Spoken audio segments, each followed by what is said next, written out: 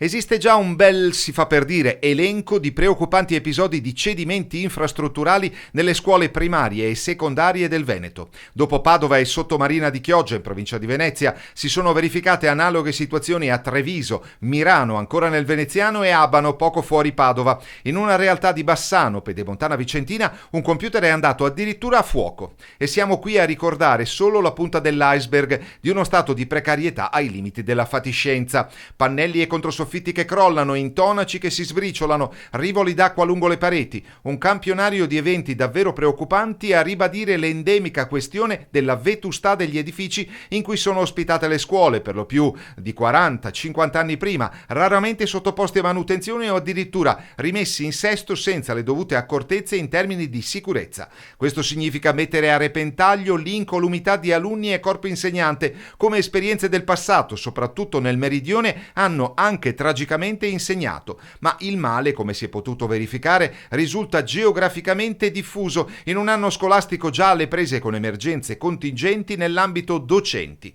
E questo ribadisce anche l'urgenza di stanziamenti a favore dell'edilizia scolastica. Il governo Renzi ha destinato quasi 4 milioni di euro al settore, avviando in 2 anni ben 12.400 interventi. Le province, ormai in via di estinzione, erano le istituzioni di riferimento che nel territorio provvedevano agli interventi in materia di sicurezza e dotazione strutturale degli istituti di istruzione secondaria superiore. Lo sforzo che si chiede all'ufficio scolastico regionale e alle sue diverse diramazioni provinciali, gli ex provveditorati agli studi, è di compiere o disporre controlli, verifiche ed accertamenti capillari nelle realtà immobiliari più vecchie per un censimento infrastrutturale che definisca piani di intervento mirati e, se c'è bisogno di un ulteriore sforzo finanziario, che il governo proceda a repentaglio la sicurezza di decine di migliaia di giovani e giovanissimi, anche perché lavorare in ambienti non sicuri con la responsabilità che comporta gestire tanti individui significa subordinare l'aspetto prioritario educativo didattico.